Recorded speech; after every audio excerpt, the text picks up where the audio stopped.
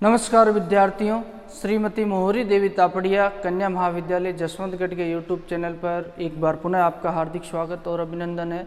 मैं प्रवक्ता चंद्र प्रकाश गुर्जर। आज की क्लास हमारी बीए द्वितीय वर्ष के छात्रों हेतु इतिहास विषय की होगी। इतिहास विषय के दौरान जो हम आज की क्लास में अध्ययन करेंगे, आमेर के कछवा शासकों के बारे में, यानी कि आमेर जयपुर राज्य के बारे में पढ़ेंगे। जयपुर राज्य के तहत हमने देखा, जो पिछली क्लास में हमने इसकी ऐतिहासिक पृष्ठभूमि के बारे में जानकारी प्राप्त की, जिसके तहत हमने जाना किस तरीके से दुल्हे राय द्वारा इस वंश की जो स्थापना की जाती है। आमेर राज्य का संस्थापक वही माना जाता है। अगर बात की जाए 1137 ईस्वी में उसके द्वारा जो दौसा को अपना केंद्र बनाया जाता है और यहाँ से बड़ गुर्जरों और मीणाओं को पराजित करके इस क्षेत्र पे धीरे धीरे क्या कर लिया जाता है, अधिकार कर लिया जाता है।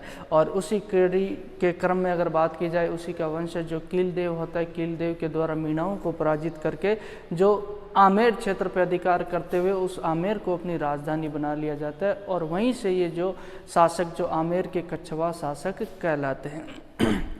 वंशोत्पत्ति के बारे में हमने बात किया। ये अपने आप को भगवान श्री राम के पुत्र कुश के वंशज मानते हैं। तो बात करते हैं, आज की क्लास में हम पढ़ेंगे अकबर से पूर्व, यानी जब अकबर मुगल बादशाह बनता है, जो भारत का सम्राट बनता है। बात की जाए तो 1556 ईस्वी से 1605 ईस्वी तक क्या रहता है, अकबर का शासन रहता है। तो अकबर के जो बात की जाए शासक बनने से पूर्व जो आमेर राज्य की स्थिति के बारे में हम जिक्र करेंगे, जिसके तहत हम आमेर के शासकों के बारे में भी जानकारी प्राप्त करेंगे कि अकबर के शासक बनने से पूर्व, यानी कि हम मूलतः जो हमारा उद्देश्य जो इस चैप्टर के तहत जो मिर्जा राजा मान सिंह और जय सिंह को हम विस्तृत रूप से पढ़ेंगे। महत्वपूर्ण टॉपिक जो अगर बात की जाए, ये प्रतियोगिता परीक्षाओं की दृष्टि से भी आपके लिए रहेगा। तो उसी क्रम में इनसे पूर्व हुए, यानी कि मान सिंह से पूर्व जितने भी अगर बात की जाए आमेर शासक हुए, उनके बारे में हम थोड़ा थोड़ा उनकी पृष्ठभूमि के बारे में हम जिक्र करेंगे। तो पहले तो हम बात करते हैं अकबर से पूर्व जो आमेर राज्य की स्थिति के बारे में। तो मैं बताऊं आपको, जो अकबर से पूर्व जो पहले भी बात की जाए तो दिल्ली सल्तनत यहाँ मुस्लिम शासकों का शासन था। तो उसी दौरान बात करते हैं कि 1236 ईस्वी में जो ख्वाजा साहब की दरगाह का निर्माण होता है। ख्वाजा साहब की दरगाह का निर्माण कहाँ होता है, अजमेर में होता है। आपको पता है वर्तमान समय में भी ख्वाजा साहब की दरगाह वहीं स्थित है। तो इस दरगाह का जब निर्माण होता है, मुस्लिम लोगों की इसके प्रति आस्था होती है। और ये जो बात की जाए, दिल्ली से लेकर अजमेर तक का जो मार्ग है, इस मार्ग को सुरक्षित करने का प्रयास मुस्लिम शासकों के द्वारा किया गया, क्योंकि यहाँ पे मुस्लिम यात्री आते थे ख्वाजा साहब की दरगाह में, और इस मार्ग को मुस्लिम यात्रियों के लिए सुरक्षित करने का प्रयास किया जाता है, और जिसके तहत इस मार्ग पे नियंत्रण करने का प्रयास किया जाता है।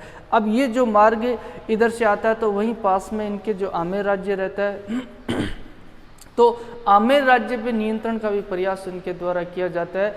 और इसके तहत दिल्ली सल्तनत यानी कि मुस्लिम शासकों, दिल्ली और मारवाड़ के शासकों में जो निरंतर संघर्ष होता रहता है इस क्षेत्र पे, यानी कि इस मार्ग पे नियंत्रण को लेकर। और आमेर राज्य इन दोनों के बीच में रहता है, मारवाड़ शासक और बात की जाए तो ये दिल्ली के शासक। तो इनके मध्य इसकी जो बात की जाए, आमेर राज्य की दयनीय स्थिति हमें देखने को मिलती है।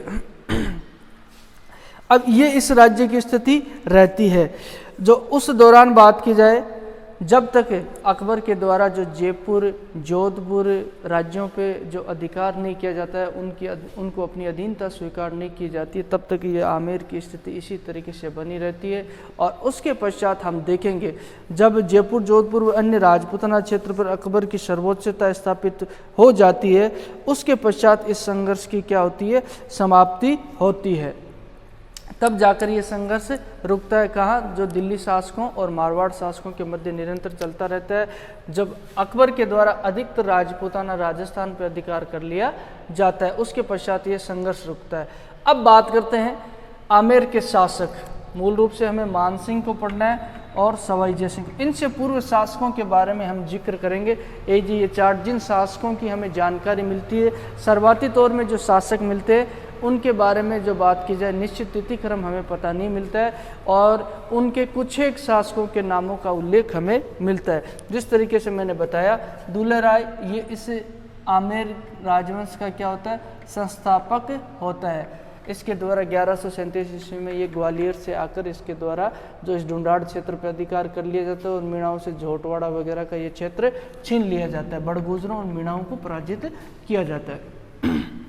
उसके पश्चात शासक कौन होता है? कीलदेव होता है।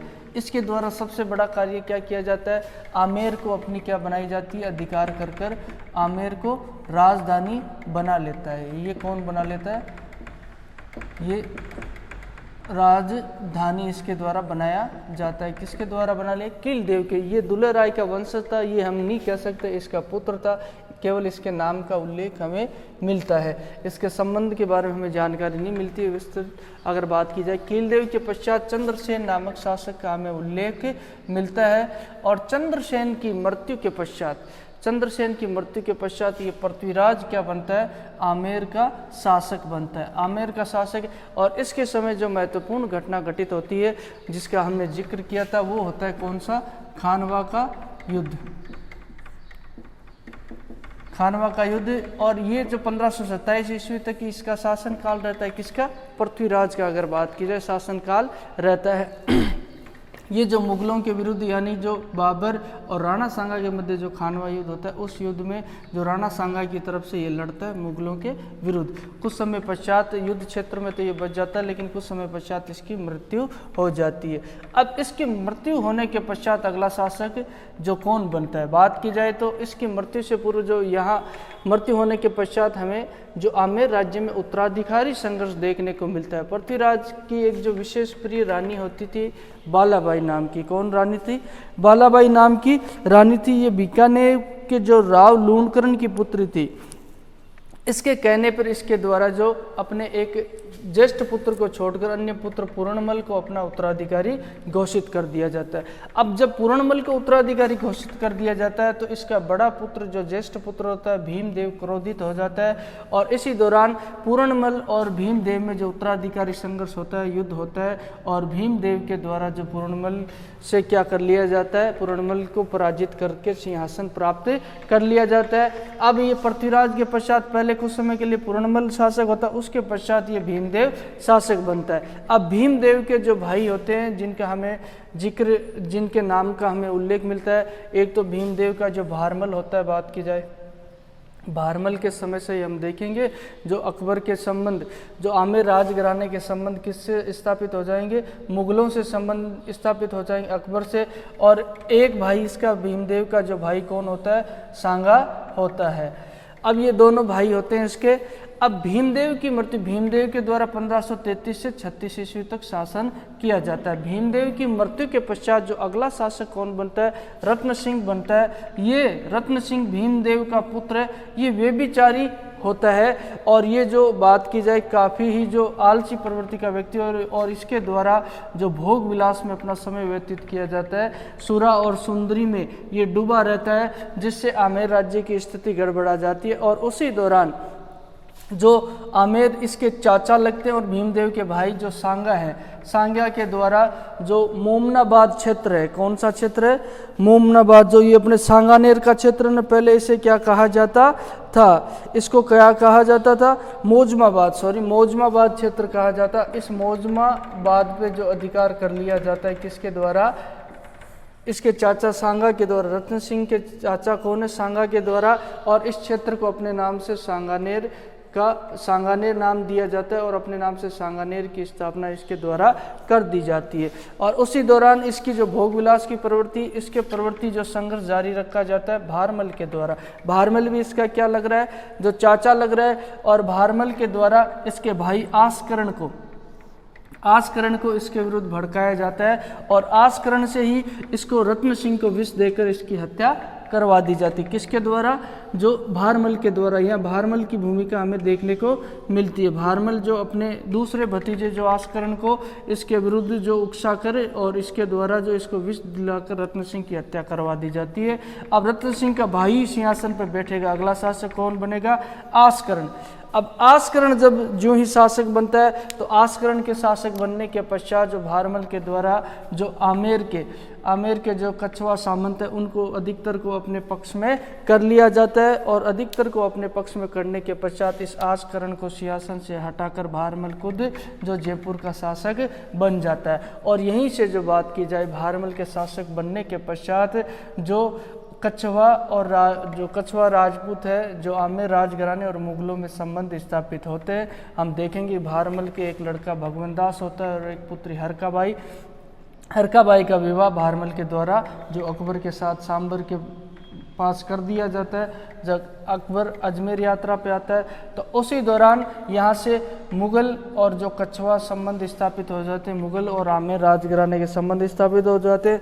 भगवंत दास के पश्चात जो हम देखेंगे भारमल के पश्चात भगवंत दास जो आमेर का शासक होता है, भगवंत दास के पश्चात ये मानसिंह जो इसका पुत्र शासक होता है। और इसी दौरान हम देखेंगे भगवंत दास की एक पुत्री होती है मानबाई का विवाह भी इसके द्वारा किसके साथ कर दिया जाता है, जो अकबर का पुत्र होता है कौन, सलीम जहांगीर के साथ कर दिया जाता है। यहीं से और जो बात की जाए कछवा राजपूत जो है और मुगलों के जो संबंध स्थापित हो जाते हैं, और इसी दौरान जो मुगल काल में इनकी महत्वपूर्ण भूमिका रहती है मानसिंह की, सवाई मानसिंह की, और मानसिंह के पश्चात जो शासक बनते सवाई जय सिंह। ये तो बात की जाए तो कौन होते हैं, जो आमेर घराने के शासक होते हैं। इसी तरीके से बात की जाए 1547 ईस्वी तक इसके द्वारा जो भारमल के द्वारा जो सिंहासन पे अधिकार कर लिया गया था, 1547 ईस्वी को ये क्या बन जाता है, शासक बन जाता है आमेर राज्य का। और इसके पश्चात ही जो हम बात करेंगे मुगल और जो कछवा राजपूतों के संबंधों के बारे में। भारमल के सिंहासन पर बैठने के पश्चात राजस्थान के इतिहास में एक नई जो बात की जाए नए दौर की शुरुआत होती है, और दिल्ली सल्तनत के मुगल शासकों के साथ इनके द्वारा जो नए सिरे से संबंध स्थापित किए जाते हैं।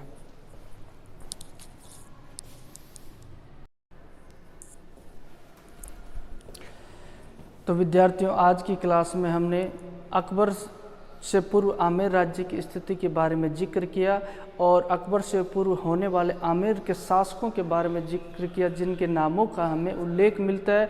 और मूलतः जो आमेर राज्य के जो समझने के लिए हमें इनकी पृष्ठभूमि को जानना काफ़ी आवश्यक था, ताकि अब हमें जो बात की जाए आगे के शासक, जो आमेर राज्य के शासक जिनके बारे में हम पढ़ेंगे, मान सिंह और सवाई जय सिंह, इनको समझने में हमें आसानी हो। ये चार्ट है, इसकी फ़ोटो खींच के मैं आपको भेज दूंगा, जिसके तहत आप ये चार्ट अपनी बुक में बना लेना, ताकि ये जो आमेर राज्य के शासकों के बारे में आप आसानी से समझ सको।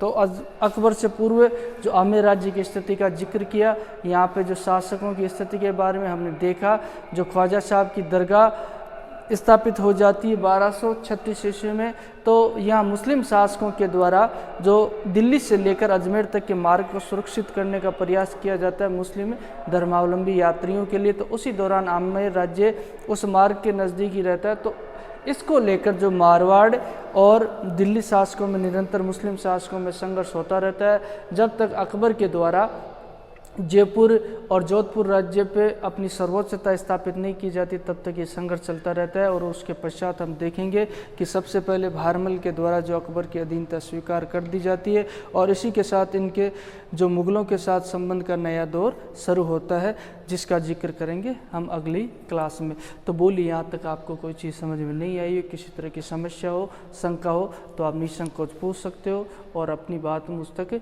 पहुँचा सकते हो। तो आज की क्लास के लिए बस इतना ही, और सभी विद्यार्थियों को एक बार पुनः बहुत बहुत धन्यवाद।